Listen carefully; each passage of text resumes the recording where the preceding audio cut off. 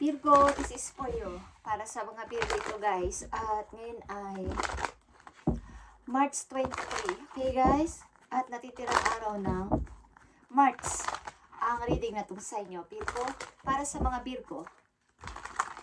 Para ito sa mga Virgo, ngayong March 23. At sa natitirang araw ng March, ano ang gusto sabihin sa inyo guys? Ang inyong mga guidance.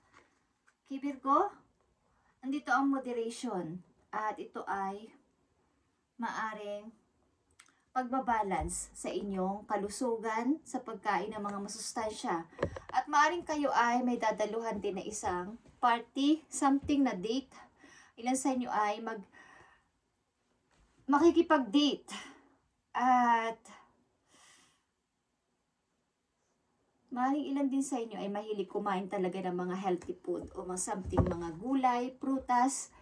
Kapag kayo ay lumalabas, kayo ay mahilig kumain ng mga masustansya. Hindi kayo umu-order ng mga basta-basta mga karne lang. Okay? Gusto niyo yung may mga gulay talaga, salad sa mga Virgo. May mag-aaya sa inyo mag-date siguro. And kailangan dito ay pinapayuhan kayo na kayo ay kumain ng mga masustansya, lalo na ng mga gulay sa mga Virgo. Gulay at prutas, okay? And there's something you know you shouldn't be eating. Try to eat mindfully and healthy. Although the fairies say a little bit of what you fancy is fine. Kumain ka ng mga green leaves. Ilan sa inyo mahilig kumain ng mga green leaves. Sa mga Virgo, ano na ang inyong kalagayan at inyong sitwasyon sa kasalukuyan guys. At sa natitirang araw ng March, ano ba ang gustong sabihin sa inyong message? Ito nga ay isa dito ay ang pagkain ninyo ng mga gulay at prutas. Okay. Sa mga Virgo, ito ang inyong unang message. Andito ang Magician, guys. May something na kaya akong dapat sabihin, okay? Sabihin ko na kaya ang totoo.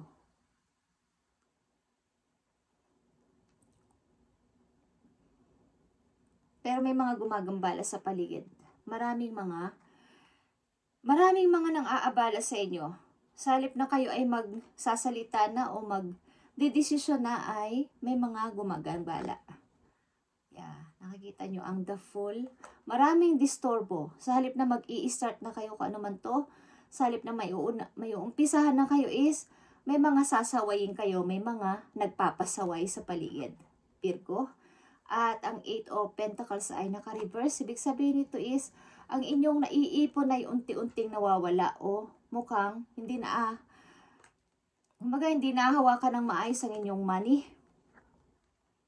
At ang the Chariot ay nakabaligtad din, naka-reverse. Ibig sabihin ito, may gusto kayong desisyonan na o piliin na trabaho man yan o tao, is parang naaantala. Okay. Maaring may mga pang-abala sa inyong gustong gawin. Mga hindi inaasahang mga pangyayari. Okay. Yung iniipon yung pera, bigla na lang parang mauubos o may kinakailangan pagkagastusan. Okay guys. Virgo, tingnan natin ang inyong kasalukuyang sitwasyon at ano ang message sa inyo sa natitirang araw ng March.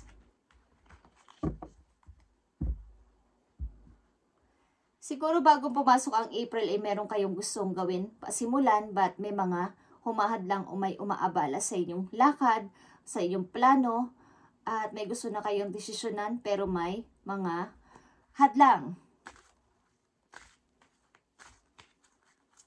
Ano ba ang problema ninyo, Virgo, o mga inyong gumagambala sa inyo o nagdidisturbo sa inyo? Message for Virgo. I need message for Virgo. Anong gusto pang sabihin sa mga Virgo? Hindi sa kanila sitwasyon. Ang ilan sa inyo ay may mga parang nagkukulang na sa pera. Nagkakaroon ng pagkukulang sa pera because sa mga hindi inaasahang gastusan at sa mga tumarating na problema ay may kinalaman sa money. Okay? The Hermit is here. Ang inyong energy is here. Ito ay paghahanap ng parang ito yung ano na ba ang buhay ko? Okay? Saan na ba papunta ang buhay ko? Ano ba ang magiging desisyon ko na talaga? Ano ba talaga ang mangyayari sa akin sa future? Nag-iisip-isip kayo. But, nandito ang Queen of Pentacles. Kumbaga, nauubusan man kayo ng pera o nagkakaroon man kayo ng problema o mga hadlang sa buhay is, madali naman kayong makaangat agad at makakuha ng mapagkakakitaan sa mga Virgo. Andito lang yung pag-overthinking at talagang may mga nanggugulo sa inyong isipan. Okay, may mga gusto kayong puntahan na lugar para pag umpisahan ng pagkakakitaan. Yan ang inyong plano sa kasalukuyan. Okay? Bagong mapagkakakitaan, bago din lugar, bagong trabaho din. But something na may humahadlang, may umaabala sa inyo, Virgo.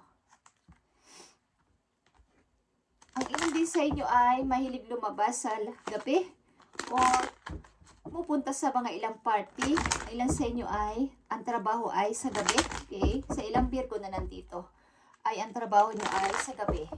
Ano man yung panggabi na yan is ang trabaho nyo ay madalas sa gabi. Okay? Tingnan natin ang message pa for Virgo o advice sa inyo, guys. Para sa mga Virgo, if your mindset is fixed, try to free yourself from that. Rise above it. Don't place limitations on what you think you can achieve. Don't stand in your own way. Allow yourself to flourish in all ways. Welcome abundance in all forms into your life. Okay. Maano yung inyong mindset ay pagpapayaman o pagpaparami ng ipon. But, kung yan ang inyong mindset ay pakawalan nyo na sapagkat yan na, nakafix na dyan ang inyong mindset. Yan na talaga ang gusto ninyo. Kumbaga ay maghanap, ibahin nyo rin yung kung doon kayo nakafocus sa pagpapaunlad sa money, ay nandun na talaga yun, hindi na yung mababago para sa isang mga Virgo. Okay? Sa ilang mga Virgo na nandito. But, wag niyong bigyan ng limitasyon ang sarili niyo na hanggang doon na lang kayo. May mga magagawa pa kayong iba para mas lalo pang, kumbaga bukod pa sa kung ano man itong inyong ginagawang trabaho sa ngayon na nagpaparami ng inyong ipon, may mga iba pang form na magwe-welcome sa inyo sa inyong abundance.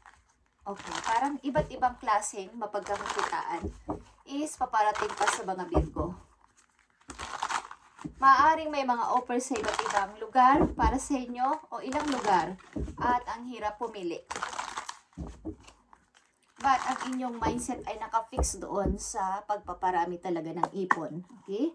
Tingnan natin, Virgo. Mahilig kayo sa mga, kumbaga, gusto ninyong umangat talaga sa kaperahan at ito yung inyong dream. At ang ilan sa inyo ay mahilig sa mga luxury at sa mga may signature, something branded na mga gamit.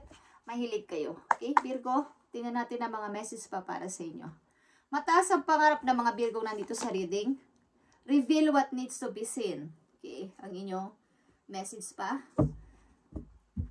Reveal what needs to be seen. Ipakita ninyo ang inyong talagang kakayanan. Ano ba talaga ang dapat ko pang gawin? Marami pa akong gusto pang matupad sa buhay. Ano man tong nangyayari sa akin sa ngayon, ano man tong nasa akin ngayon at mga na-achieve ko na is, marami pa akong gusto pang maabot. Yan ang mga Virgo dito sa reading. Mataas ang pangarap. Okay. At malikhain.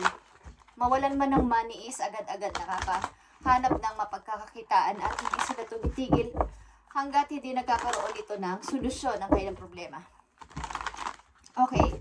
But dumarating yung time na tinatanong nyo rin ang sarili nyo, ano ba talaga ang purpose ko sa buhay? Bakit ako nandito sa mundo? Okay. Bukod sa paghahanap ng pagpaparami ko ng ipon at pagtatrabaho, ano pa ba talaga ang purpose ko dito sa mundo? Message mo sa mga Virgo na nandito sa reading sa natitirang araw ng March 2025. Ano pa ang gusto mong sabihin sa mga Virgo? Okay. Mukhang talagang kayo ay lapitin ng swerte, lalo na sa kaperahan, guys. Laging nag-a-appear sa inyo ang opportunity sa amang parte ng inyong baga, all forms into your life. Parang kahit nawawalan kayo ng ipon o nababawasan ng inyong ipon, is agad itong nagkakaroon ng, baga may dumarating agad na opportunity sa inyo. Lapitin kayo ng opportunity sa mga Virgo. Message for Virgo. Dito ang Knight of Michael is Knight of Sword. Ang ibig sabihin ito, time to move quickly. Virgo, choose logic over emotion, sudden changes. Okay. Ang ibig sabihin nito, time to move quickly. Kung ano man ang inyong minamanifest na ito, andito ang unang message sa inyo na Magician, is time to move quickly. At ito din ay, ang tinataas nyo dito na hawak nyo ay espada o sword, is ibig sabihin ito ay action and clear communication sa inyong kakonektang tao. Time to move quickly. Sapagkat dapat ang inyong pagdesisyon simula sa ngayon ay logic at huwag nyong gagamitan ng emotion muna. Sudden changes, ibig sabihin, mga pagbabago na hindi nyo inaasahan sa buhay nyo na mga magugulat kayo na ito yung nagbago bigla sa akin. At nandito ang Queen of Ariel is Queen of Pentacles ito at may dalawa kang Queen of Pentacles. Sudden changes, ibig sabihin is pagbabago na hindi mo inaakala. Ito ay pagbabago sa inyong money. Biglang aangat kayo sa money. Kaya ang inyong dapat ipagdesisyon sa kasalukuyan yung iniisip o pinaplano ay logic over emotion. Huwag niyong gagamitan muna ng emotion.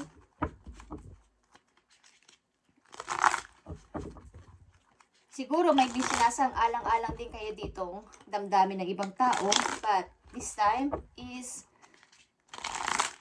huwag niyo muna itong isantabi niyo muna ang emosyon sapagkat nangangailangan ng logic na pagdesisyon ito.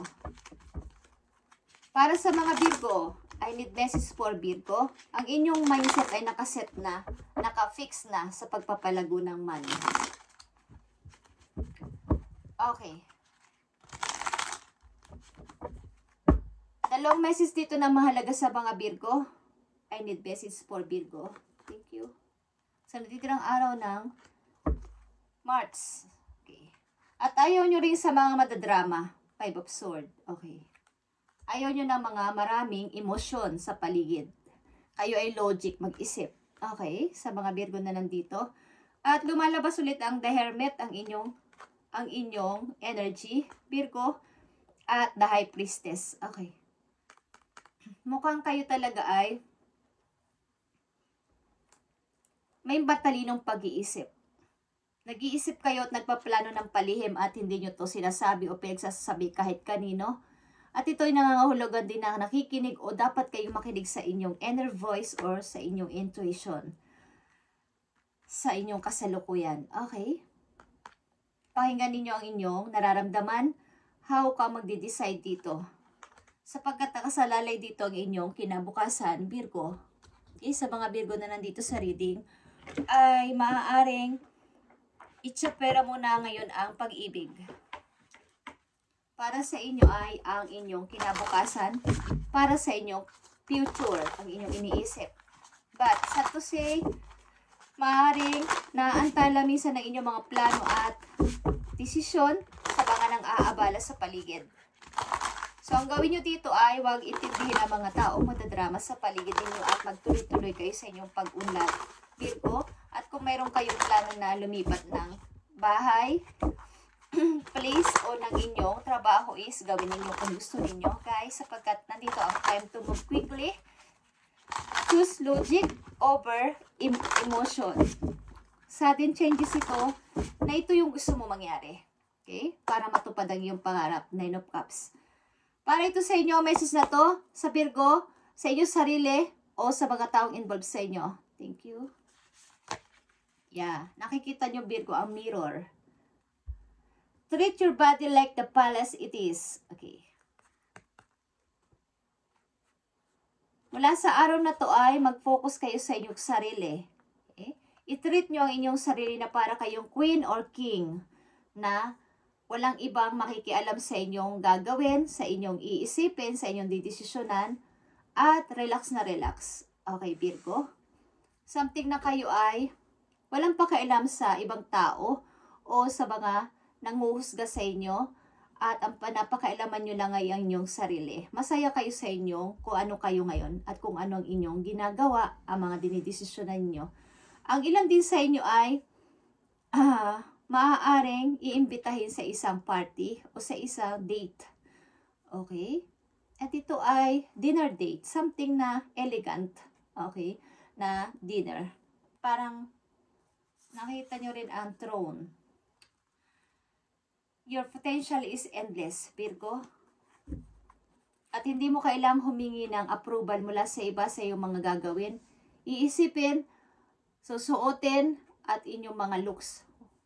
Hindi kayo humihingi o hindi kayo dapat humingi ng approval sa ibang tao. Okay? Sa mga Virgo na nandito, guys, is nakapix ang inyong mind sa pagpaparami ng money. Abundance lang. At kung ito na yung nakafix sa inyong mind ay bigyan nyo na to ng ito na yon. Dito na ako nakafocus. But huwag nyong lagyan ng limitasyon ang inyong sarili na ito na lang yung naabot ko. Mas may marami pa kayong maaabot sa buhay. Allow yourself to flourish in all ways. Welcome abundance in all forms into your life. Kayo ay lapitin ng swerte, like I said. Okay? Lapitin kayo ng swerte. Step into your power, Virgo. At ang nakikita ko lang dito ay kayo ay nasa travel o kayo ay gusto talaga mag-travel. Ang ilan sa inyo dito ay kailangan mag-isip na ng logic at over-emotion.